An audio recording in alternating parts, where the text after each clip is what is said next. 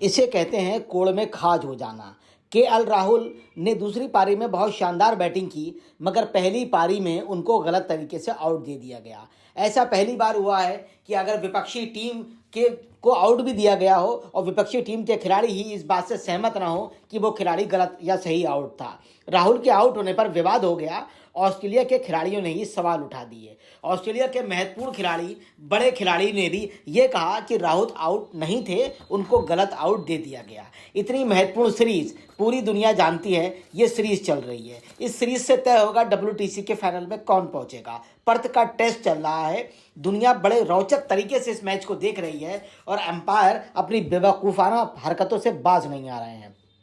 इस टेस्ट का महत्व इस बात से ही पता चलता है कि पूरी दुनिया के बड़े बड़े खिलाड़ी, ऑस्ट्रेलिया और भारत के प्रशंसक इस टेस्ट को लेकर बहुत ही गंभीर हैं। आप जानते हैं इस टेस्ट का कितना महत्व है और एक एक खिलाड़ी का खेलना और ना खेलना कितना महत्वपूर्ण है। जो खिलाड़ी नहीं खेल रहे हैं, पूरे हिंदुस्तान में 4 दिन से इस बात की चर्चा है कि वो क्यों नहीं खेल रहे हैं, और जो खेल रहे हैं उनसे लोगों को बड़ी आशाएं हैं। अगर वो आउट हो जाते हैं तो भारत के प्रशंसक निराश हो जाते हैं और ऑस्ट्रेलिया के अंपायरों को पता होना चाहिए कि भारत के प्रशंसक 10-20 हज़ार या 1-2 करोड़ नहीं है, बल्कि 150 करोड़ प्रशंसक हैं। और अगर हम बाहर के प्रशंसकों की बात करें तो ये प्रशंसक करीब 200 करोड़ हो जाते हैं। उनको होश में रहना चाहिए कि केएल राहुल जैसा इंपॉर्टेंट खिलाड़ी को गलत तरीके से आउट दे दिया गया।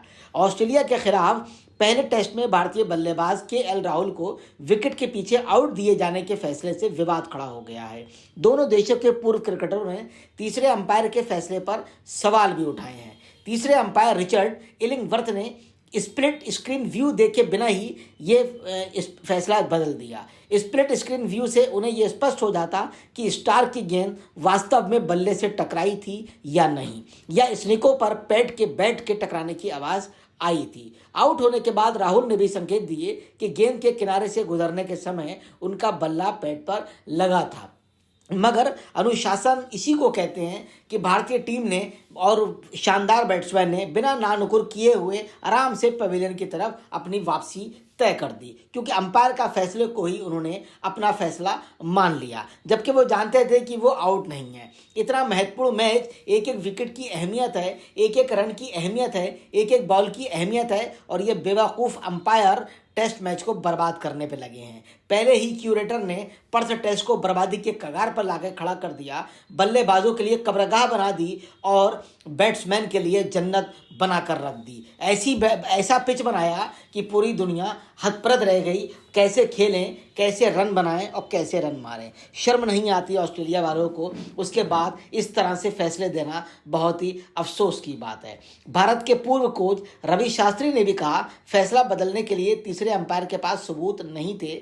ऑस्ट्रेलिया के पूर्व बल्लेबाज माइकल हसी ने भी कहा ये डिस्प्यूटेड है। स्निकोमीटर पर स्पाइक था, लेकिन ये नहीं पता था कि बल्ले से गेंद टकराने का था या बल्ले से पैड टकराने का। इस फैसले को 100% सही नहीं ठहराया जा सकता। आज के टेक्निकल युग के अंदर बारीक से बारीक चीज़ भी देखी जा रही है और समझी जा रही है। बावजूद इसके इन लोगों ने एक बेवकूफ़ाना हरकत की और एक स्टार प्लेयर को गलत तरीके से आउट दे दिया, उसका मोरल भी डाउन करने का काम किया।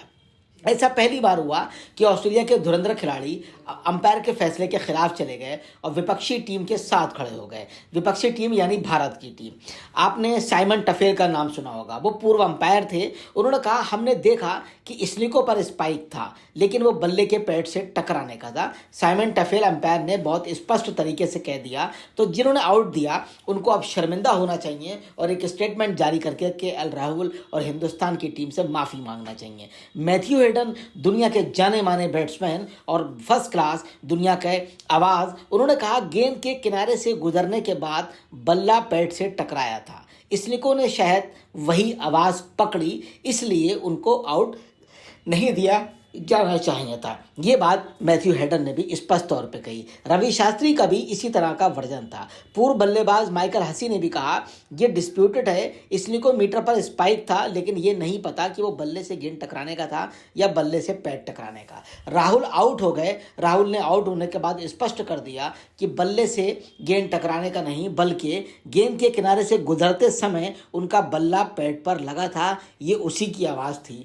मगर भारतीय क्रिकेट टीम हो हो या दुनिया की कोई भी टीम हो, यहाँ परंपरा नहीं है कि किसी भी बैट्समैन से इस बारे में सुझाव लिया जाए, क्योंकि उन्हें लगता है सब लोग बेईमान हैं, सिर्फ वही ईमानदार हैं, इसीलिए उन्हें अंपायर बनाया गया है। राहुल का आउट होना और विवादास्पद तरीके से आउट देना ये बहुत ही शर्मिंदगी की बात है और ये बहुत शर्म की बात है। पूरी दुनिया इस टेस्ट मैच को देख रही है। एक खिलाड़ी टिक कर 100-200 रन भी बना सकता है और दूसरी पारी ने राहुल ने कमाल की बैटिंग करी। अगर वो पहली पारी में गलत आउट नहीं दिए जाते तो हो सकता था वो यहाँ भी टिकते और अच्छा खेल दिखाते। वो यहाँ सेंचुरी भी कर सकते थे और डबल सेंचुरी भी कर सकते थे, जिस तरह दूसरी पारी में वो शानदार तरीके से सेंचुरी की तरफ बढ़ रहे हैं। मगर क्या किया जाए, मेरी बात आपको अगर समझ में आए तो इसका आप विरोध करें। जय हिंद, जय भारत और भारत जीते, हमारी ऐसी शुभकामनाएं हैं। Thank you very much.